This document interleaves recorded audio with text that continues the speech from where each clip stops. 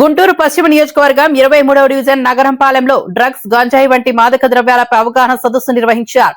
Telugu Desam party నాయకులు లామ్ నవమి నగరంపాలెం పోలీసులతో కలిసి ఈ కార్యక్రమాన్ని ఏర్పాటు చేశారు. స్థానిక ప్రజలు యువత పెద్ద ఎత్తున పాల్గొని అవగాహన కార్యక్రమాన్ని విజయవంతం చేశారు. ఈ సందర్భంగా లామ్ నవమి మాట్లాడుతూ యువత మత్తు పదార్థాలకు అలవాటు పడి తమ జీవితాలను నాశనం చేసుకోవద్దని సూచించారు. డ్రగ్స్ గంజాయి వంటి మాదక ద్రవ్యాలు యువత భవిష్యత్తును చీకట్లోకి నెట్టేస్తున్నాయని చెప్పారు. చదువులు, ఉద్యోగాలు, కుటుంబ జీవితం అన్ని దెబ్బతింటాయని హెచ్చరించారు. ఈ తరం వాళ్ళకి మనం మంచి మార్గం చూపించాలి అన్న ఉద్దేశంతో ఎంతమంది ఎలా ఇప్పుడు కూడా ఆ బజార్లో చాలా మంది ఉన్నారు బ్యాచిలర్స్. మీ ఇళ్ల చుట్టూరు మిమ్మల్ని అడిగితే మీకు ఎదురు చెప్పి మీరెవరు మమ్మల్ని అడగడానికి, మా ఇష్టం రెంట్లకి ఇచ్చేవాళ్ళు, మేము రెంట్ కడుతున్నాం ఉంటున్నాం అన్నారు. అసభ్యకరంగా ప్రవర్తిస్తున్నారు. డాబాల పైకి వెళ్ళి మిస్బిహేవియర్గా ప్రవర్తిస్తున్నారు. అవన్నీ చుట్టుపక్కల చెప్పుకుంటున్నారు, చెప్పలేకపోతున్నారు. పోలీస్ స్టేషన్కి వెళ్తే కేసులు అవుతాయేమో. ఆ గంధాదాగి వాళ్ళు వెళ్తా ఇందాక ఎస్ఐ గారు చెప్పారు, బ్లేడ్ పెట్టి కట్ చేస్తారు. బ్లేడ్ బ్యాచ్ వాళ్ళు అన్నిటికి బరి తెగించున్నారు. వాళ్ళు ఏం చేస్తారో వాళ్ళకే తెలియదు. కనుక ధైర్యంగా ఉండండి. ఎస్ఐ గారు వాళ్ళు మనకు మాట ఇచ్చారు. నైట్ కూడా గస్తీ తిరుగుతామంటున్నారు. గంటకు కూడా కొంచెం ప్రాబ్లమ్స్ సమస్యలు ఉంటే నా దృష్టికి తీసుకురండి, లేదు ఎస్ఐ గారు వాళ్ళ దృష్టికి తీసుకెళ్ళిన పల్ల ఫోన్ నంబర్ ఇస్తారు. మేడం గారు ఎదురు వచ్చారు. డ్రగ్స్, గంజాయి, అసాంఘిక కార్యకలాపాలు మీ అందరికీ తెలుసు. మన ఏరియాలో ఏమేమి జరుగుతుంది వాటి గురించి మాట్లాడటానికి వచ్చారు. దయచేసి శ్రద్ధగా వినండి. రాంబాబు ఎస్ఐ గారు మాట్లాడతారు. కారణం ఏంటంటే ఈ ఏరియాలో ఇప్పుడు జనరల్గా ఎక్కడి నుంచో వచ్చే స్టూడెంట్స్ ఉంటారు. ఆ స్టూడెంట్స్ ఇక్కడ మనం జనరల్గా వాళ్ళకి ఫ్యామిలీస్ ఇచ్చుకుంటే బాగుంటుంది. స్టూడెంట్స్ ఇచ్చామనుకోండి, అదే బ్యాచిలర్స్ ఇచ్చామనుకోండి, రకరకాల సమస్యలు. ఇప్పుడు వాళ్ళు ఎట్లుంటారంటే వాళ్ళు ఇప్పుడు మ్యారేజ్ ఉండదు, స్టూడెంట్స్ అంటే మ్యారేజ్ అయ్యి ఉండదు.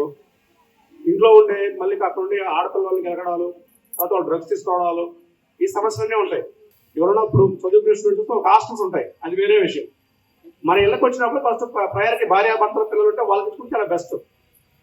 ఇది ఒకటి. ఈ కారణం అంటే చాలా చూసాను కాబట్టి చెప్పను, అనుభవం చెప్పను ఈ మాట. ఇది ఈ స్టూడెంట్స్కి, బ్యాచిలర్స్కి రూమ్స్ ఇవ్వకపోవడమే మంచిది. ఒకవేం చెప్పాలంటే సపోజ్ ఒక ఇంట్లో పట్టుబడింది గంజాయి, ఒక పిల్లలు తాగుతూ, అప్పుడు ఎవరి మీద కేసులు అవుతాయి? ఆ పిల్లల మీద కేసులు అవుతుంది. అదేవిధంగా వీళ్ళు రూమ్ ఇచ్చినటువంటి ఆ ఇంటి ఓనర్ మీద కేసు అవుతుంది. కాబట్టి ఈ విషయాన్ని అంతా గ్రహించాలి. మేము ఇవ్వలేదు కదా, మాకు తెలియదు కదా గంజాయి తీసుకొని మేమేదో చదువుకుంటా అంటే ఇచ్చాము, లేకుంటే ఏదో పని చేసుకుంటా అంటే ఇచ్చామంటే కుదరదు. మీరు కూడా బాధ్యత వహించాల్సిందే. మీ మీద కూడా కేసు అవుతుంది. వాళ్ళకి గంజాయి కావాలంటే డబ్బులు కావాలి. వాళ్ళు కాలేజ్కి వెళ్ళే స్టూడెంట్స్, వాళ్ళ దగ్గర డబ్బులు ఉండవు. ఏం చేస్తారు డబ్బుల కోసం? ఈ చుట్టుపక్కల ఇళ్లలో దొంగతనాలు చేస్తారు డబ్బుల కోసం.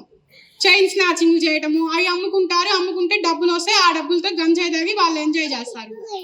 మీరు గమనిస్తారా ఆ విషయాన్ని? ఎవరు దొంగతనం చేస్తున్నారు అనేది? కెమెరాలు ఉన్నాయా ఈ ఏరియాలో? కెమెరాలు లేవు. సరే, మీరు అందరు కలిసి వేసుకొని డబ్బులు ఏదైనా పెట్టించుకోవడం, అది పెద్ద రేట్ ఏమి అవ్వదు. 3000 అంతలా పెడితే వస్తుంది, పెట్టించండి. లేకపోతే మేము ఎవరైనా స్పాన్సర్స్ ఉంటే ఈ ఏరియాలో కెమెరాలు పెట్టించడానికి కూడా ట్రై చేస్తాము. మీ పిల్లలు స్కూల్కి వెళ్తున్నారు, వస్తున్నారు, అక్కడ టీచర్సే చూసుకుంటారు అంతా అనుకుంటారు. కానీ టీచర్స్ వాళ్ళు జాబ్ చేసుకొని వాళ్ళు వెళ్ళిపోతారు. వాళ్ళు స్కూల్లో ఉన్న టైంలో వీళ్ళని గమనిస్తూ ఉంటారు. అక్కడ వీళ్ళు ఎలాంటి ఇల్లీగల్ యాక్టివిటీస్ చేయకుండా చూసుకుంటారు. కానీ ఇంటికి వచ్చిన తర్వాత మన పిల్లలు అసలు ఏం చేస్తున్నారు ఏంటి అని గమనించుకోవాల్సిన బాధ్యత తల్లి. కేసుల్లో ఇరుక్కుంటారు, వీళ్ళ లైఫ్ స్పాయిల్ అయింది. మీ పిల్లలు ఏం చేస్తున్నారు అనేది ఖచ్చితంగా తల్లిదండ్రిగా మీకే 100%. మీరు పోలీసు, టీచర్స్ ఎంతవరకు అమ్మా, మా జాబ్లు మేము చేసుకుంటాము, మా దృష్టికి వస్తే చేస్తాము. కానీ మన పిల్లల్ని ఏం చేస్తున్నారు, వాళ్ళ నడవడిక ప్రవర్తన ఎలా ఉంది అనేది గమనించుకోవాల్సింది తల్లిదండ్రిగా మనకే 100% బాధ్యత ఉంది. ఇప్పుడు చాలా మంది పిల్లలు గంజాయికి ఎడిక్ట్ అయ్యి ఇంట్లో తల్లిదండ్రి మాట కూడా వినరు. అది ఎలా ఉండిద్ది అంటే, ఫస్ట్ తీసుకున్నప్పుడు బాగానే ఉండిద్ది. తర్వాత ఆ టైంకి వాళ్ళకి గంజాయి దొరకకపోతే తల్లిదండ్రుల మీద కూడా తిరగబడతారు. ఇంట్లో డబ్బులు ఇవ్వకపోతే తల్లిదండ్రులను కూడా కొడతారు, కొట్టి డబ్బులు ఇవ్వమని చెప్పి. మీరు ఇవ్వకపోతే దొంగతనాలు చేస్తారు బయటికి వెళ్ళి డబ్బుల కోసం, ఆ గంజాయి కోసము. కాబట్టి మీరు ఇదంతా గమనించుకోండి. ఏదైనా ఫేక్ కాల్స్ అట్లా వస్తే మీ ఆధార్ నెంబర్లు చెప్పడము, కానీ ఆ ఫోన్ నెంబర్స్కి ఓటీపీలా వస్తే చెప్పొద్దు. అలా చెప్పడం వల్ల ఏంటంటే సైబర్ క్రైమ్ ఉంది. దాంట్లో మీ అకౌంట్స్లో డబ్బులు తీసుకోవడము, మీ అకౌంట్స్ని ట్రేస్ చేసి పెట్టుకోవడము. వాళ్ళు దాంట్లో ఏదైనా మీకు ఏదో ఒకటి, అంటే మీకు రెగ్యులర్గా ఎంప్లాయీస్ లేకపోయినా, శాలరీస్ పడకపోయినా ఏదో ఒక అమౌంట్ అనేది పడతా ఉంటుంది ఈ ప్రభుత్వ పథకాల నుంచి వచ్చే డబ్బులు. కానీ అలాంటివన్నీ సైబర్ క్రైమ్ వాళ్ళు తీసుకుంటారు. మీ పిల్లలు ఏంటంటే తెలియక ఏదైనా ఫేక్ కాల్స్ వచ్చినప్పుడు ఓటీపీలు చెప్పమనగా. అందరికీ నమస్కారం అండి. ఈరోజు గుంటూరు పశ్చిమ నియోజకవర్గం 23వ డివిజన్లో గంజాయి, మాదక ద్రవ్యాలు, అసాంఘిక కార్యకలాపాల గురించి అవగాహన సదస్సు ఏర్పాటు చేయడం జరిగింది. దీనికి డిఎస్పీ గారు, సిఐ గారు, నగరంపాలెం సిఐ గారు, ఎస్ఐ గారు రావాల్సి ఉంది.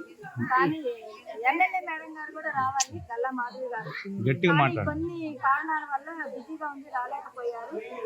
రాంబాబు గారు ఎస్ఐ గారు, రమాదేవి మేడం ఎస్ఐ గారు వచ్చారు. మంచిగా మా వాళ్ళందరూ కూడా అవగాహన కల్పించే విధంగా మాట్లాడారు. ఇక్కడ మేము ఈరోజు మా పేటలో అందరికీ అవగాహన కల్పించాలని 5వ తరగతి నుంచి 10వ తరగతి చదివే పిల్లలు సిగరెట్లు తాగటం అంతా డిస్టర్బెన్స్గా ఉంటుంది. అందుకని అవగాహన కల్పించడం వాళ్ళు ఈ కార్యక్రమం ఏర్పాటు చేసామండి. మేము అడిగినందుకు మా కోసం వచ్చి రాంబాబు ఎస్ఐ గారు, రమాదేవి ఎస్ఐ మేడం వచ్చి మాకు సహకరించారు. మా ఆధ్వర్యంలో వాళ్ళు మా పేటలో మహిళలకి మంచిగా కొన్ని మాటలు చెప్పి దానికి సంబంధించిన పరిష్కారం కూడా మాకు ఇక్కడ గస్తీ పెడతామన్నారు. నైట్ 11 నుంచి గంట కూడా పోలీసులు ఏర్పాటు చేస్తామన్నారు. ఇంకే భవిష్యత్తులో ఏదన్నా జరిగితే మేము అండగా ఉంటామని మాకు హామీ ఇచ్చారండి.